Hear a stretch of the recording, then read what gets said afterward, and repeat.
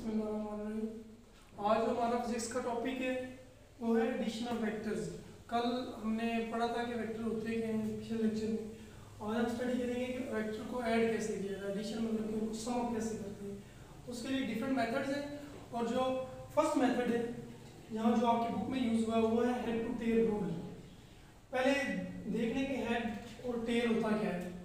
तो अगर आपके पास कोई भी वेक्टर हो तो उसमें दो चीज़ें होती हैं, मैंने बताया था, एक उसकी मैग्नीट्यूड है, एक उसकी डायरेक्शन।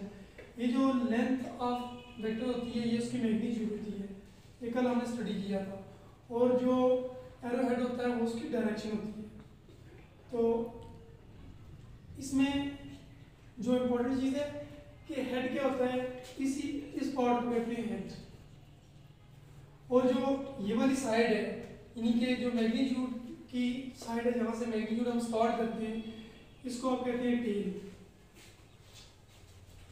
तो ये हमारा जो रूल है हेड टू टेल रूल है, मतलब कि पहले वेक्टर की हेड को दूसरे की टेल से कनेक्ट किया जाएगा। यानी कि फर्स्ट वेक्टर को दूसरे वेक्टर के साथ जब ऐड करेंगे तो पहले की हेड को दूसरे की टेल से कनेक्ट करेंगे।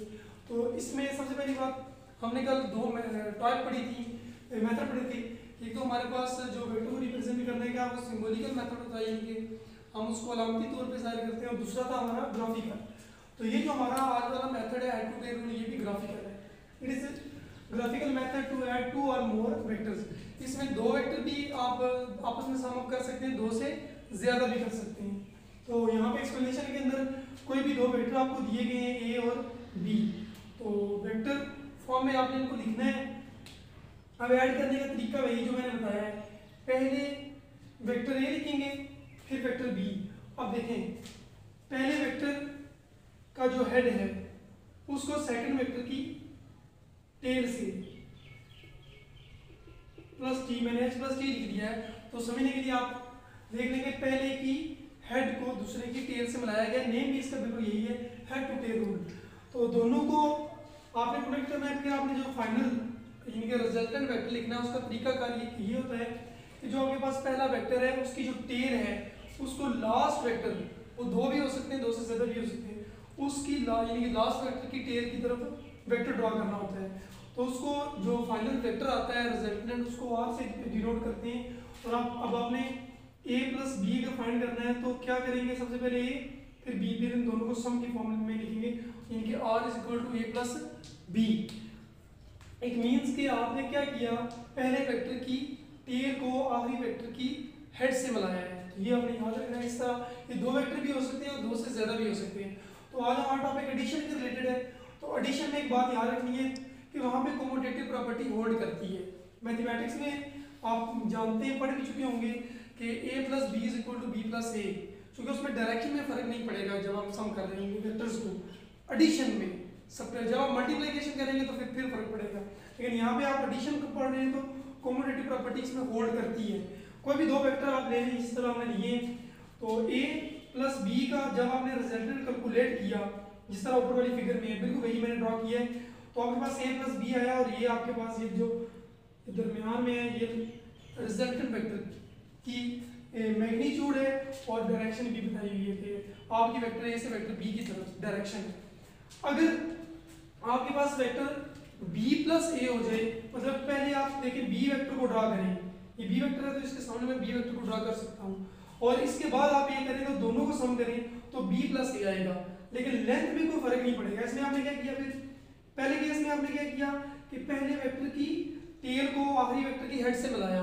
दूसरे केस में भी आपने बिल्कुल ऐसे ही किया, क्योंकि आपने पहले b प्लस ए करना था तो b की टेल को लास्ट वेक्टर की हेड से फिर मिलाया, तो फिर जो भी आपके पास यानी कि जो रिजल्टेंट की मैग्नीट्यूड और डायरेक्शन है वो सेम रहेगी। तो ये एक्सप्लेनेशन हम दे सकते हैं कि जो हमारे पास वेक्टर एडिशन है उसमें कम्यूटेटिव प्रॉपर्टी होल्ड करती है। a प्लस बी या फिर b प्लस ए करें, रिजल्ट में कोई फर्क नहीं पड़ता है। ये बिल्कुल कॉमन बात है, ये एमसीक्यूज पूछा जाता है फिजिक्स में, तो याद रखना है। अब हमने यहाँ देखें दो वेक्टर को सम करके एक फाइनल वेक्टर निकाला था, तो जो हमारा नेक्स्ट जो डिफाइन है वो इसी वेक्टर की है।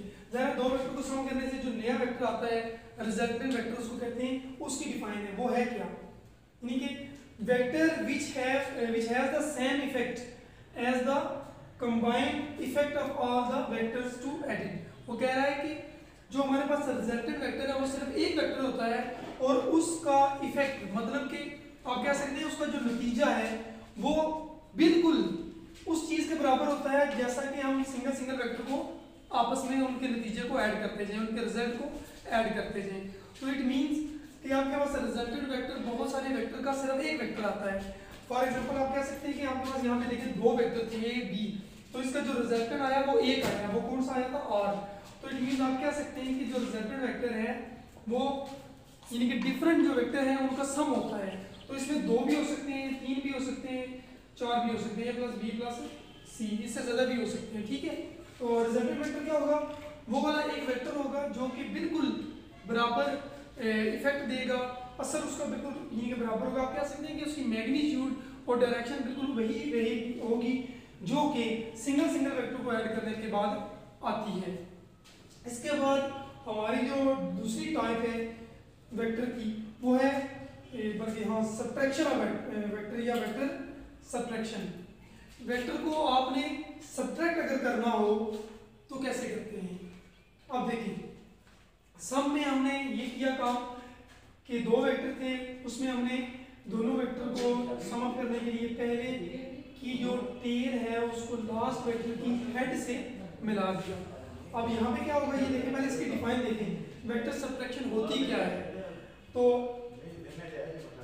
It is equal to the addition of same with its direction reversed.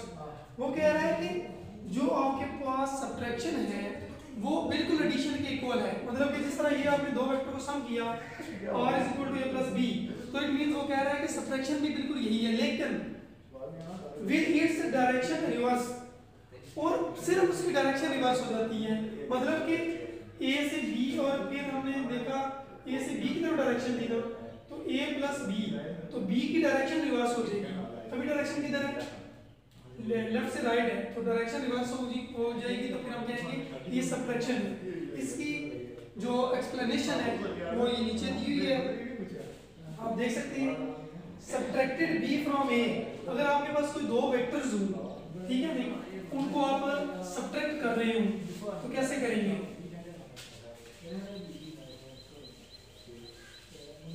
ये देखें वो नीचे ड्रा किया हुआ मैंने, आपके पास कोई भी एक वेक्टर है a, उसको आपने कह दिया वेक्टर a है आपके पास कोई भी, और फिर जो b है अगर आपने उसको सब्ट्रैक्ट करना है तो आप इसको कह सकते हैं कोई भी वेक्टर b है, लेकिन ये नेगेटिव है। तो आपके पास जो रिजल्टेंट निकालेंगे कैलकुलेट करने का वही तरीका है, पहले की टेल से आखिरी के हेड की तरफ। तो ये आपके पास जो रिजल्टेंट आएगा वो आएगा क्या आएगा a माइनस b, यानी कि आपने a से b को निकाल लिया। इसको आप ऐसे भी लिख सकते हैं जो कि आपने कहा है इधर डिफाइन में देखें, it is equal to the addition of same with its direction reverse. It means कि आपको इसको सम की फॉर्म में भी लिख सकते हैं, r is equal to vector a plus into minus b। इसका मतलब भी बिल्कुल ऊपर वाला ही है। तो देखिए इसमें जो आपके पास रिजल्टेंट वेक्टर आया है वो ये आया है कि आपके पास a plus into minus b, ये माइनस जो b है इसका मतलब है कि डायरेक्शन अपोजिट है, यानी कि ये बता रहा है कि जो डायरेक्शन है आपकी वो अपोजिट है, मतलब कि मुखालिफ है। तो इट मींस कि आपने याद रखना है कि जब भी आप सब्ट्रैक्शन करते हैं तो उसमें वो भी बिल्कुल एडिशन की तरह ही होता है, लेकिन उसमें सिर्फ एक वेक्टर की जो डायरेक्शन है वो रिवर्स हो जाती है, ठीक है। तो देख लीजिए फिर आपके पास रिजल्टेंट इसका मतलब बिल्कुल वही आएगा a माइनस वेक्टर b। जब भी आपने वेक्टर लिखना है वेक्टर को वेक्टर की नोटेशन ऊपर लाजमी डालनी है। तो ये था हमारा जो आज के पहला टॉपिक था, ये हमारा पहला सही से कंप्लीट हुआ है। अब हम इसके बाद अगली टाइप पढ़ेंगे या उसका इफेक्ट पढ़ेंगे कि अब मल्टीप्लिकेशन जब वेक्टर से करते हैं तो क्या रिजल्ट आता है।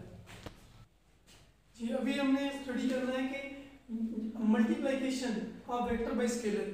अगर हमारे पास कोई वेक्टर क्वांटिटी हो या फिर वेक्टर हो उसको स्केलर से मल्टीप्लाई कर रहे हैं तो क्या रिजल्ट रहेगा और हम यानी कि किन स्केलर से मल्टीप्लाई कर सकते हैं। तो यहाँ पे जो आपकी बुक में वो तीन तरह की चीज़ें बताई हुई हैं। एक तो ये कि आप अपने वेक्टर को पॉजिटिव नंबर से मल्टीप्लाई कर सकते हैं, फॉर एग्जांपल आपके पास कोई भी वेक्टर था, उसको हमने ए कहा हुआ, तो इसको आप +2 +1 +4 एक्सेट्रा से मल्टीप्लाई कर सकते हैं। तो 2 से मल्टीप्लाई करेंगे तो इसकी लेंथ मतलब कि जो वेक्टर की है वो दुगना हो जाएगी। तो ये बात याद रखनी है कि इसमें जो आपके पास नंबर होगा वो ग्रेटर देन 0 होगा, तभी वो पॉजिटिव होगा, ठीक है नहीं। तो ये बस उसने बताया हुआ है कि पॉजिटिव नंबर में जब भी आप मल्टीप्लाई करते हैं तो आपके पास उसकी मैग्नीट्यूड बढ़ जाती है, ठीक है, जितने टाइम आप उसको मल्टीप्लाई करते हैं या जिस टर्म से करते हैं, तो वो आपके पास जो यानी कि वेक्टर आएगा वो n टाइम a आ जाएगा, ठीक है, इन मैग्नीट्यूड, ये मैग्नीट्यूड लिखा हुआ है, ठीक है नहीं। और इसी तरह दूसरा ये है कि आप उसको नेगेटिव नंबर से भी मल्टीप्लाई कर सकते हैं। मतलब मैं इसको एक वेक्टर था हमारे पास वही जो पहले वाला है, उसको -2 टाइम से करूंगा तो सिर्फ डायरेक्शन रिवर्स हो जाएगी, ठीक है नहीं, -2 टाइम वेक्टर है, ठीक है। तो इट मींस कि जब भी आप नेगेटिव नंबर से मल्टीप्लाई करेंगे तो आपके पास जो मैग्नीट्यूड का आंसर आएगा वो बिल्कुल पॉजिटिव के बराबर आएगा, सिर्फ डायरेक्शन रिवर्स होती जाएगी, ठीक है। तो ये की सेकंड कंडीशन, इसमें ये बात आपने हमेशा याद रखनी है कि जो आपके पास नंबर होगा वो लेस देन 0 होगा, मतलब कि सारे के सारे नेगेटिव होंगे, -1 -2 इस तरह से कुछ भी हो सकते हैं, ठीक है नहीं। तो जो थर्ड था हमारा और लास्ट, स्केलर विद डायमेंशन। अगर आपके पास एक वेक्टर क्वांटिटी मौजूद है, ठीक है, तो उसको आप किसी डायमेंशंस वाली क्वांटिटी से मल्टीप्लाई करेंगे तो फिर क्या इफेक्ट पड़ेगा। तो उसने बताया हुआ है कि उसकी कुछ एग्जांपल्स हैं। एक तो ये मोमेंटम, ये आपने पढ़ा हुआ है, ये वेक्टर क्वांटिटी होती है और इसमें हम वेलोसिटी को मास डायमेंशन यानी कि जो हमारे पास क्वांटिटी है उससे मल्टीप्लाई करते हैं तो हमारे पास जो रिजल्ट आता है वो क्या आता है, वेक्टर क्वांटिटी आता है, ठीक है। ये जो लास्ट था स्केलर को, स्केलर विद डायमेंशन, जब भी हम वेक्टर से मल्टीप्लाई करते हैं तब हमारे पास जो रिजल्ट आता है वो क्या आता जाता है, आप यहाँ पे कह सकते हैं कि आपके पास जो रिजल्ट आता है वो वेक्टर क्वांटिटी आता जाता है, ठीक है। और ये थे हमारे यानी कि 3 तरह की मल्टीप्लिकेशन जो हमने एक वेक्टर से करनी है, कर सकते हैं, पॉजिटिव नंबर, नेगेटिव नंबर और कोई भी स्केलर विद डायमेंशन, मतलब कि कोई ऐसी क्वांटिटी जिसके साथ आपकी समझ भी बता रही हो, ठीक है। तो आपके पास फाइनल रिजल्ट वेक्टर आएगा, डायरेक्शन लाजमी होगी उसमें, फोर्स देख लें, m में ये न्यूटन साइकिल रहा है, मोमेंटम का फार्मूला देख लें, इसमें आपके पास वेक्टर क्वांटिटी है, वेलोसिटी और मास स्केलर, इन दोनों का प्रोडक्ट लिया गया है और फाइनल रिजल्ट वेक्टर क्वांटिटी आया है। तो ये था हमारा आज का टॉपिक, मल्टीप्लिकेशन ऑफ वेक्टर, तो वो कंप्लीट हुआ।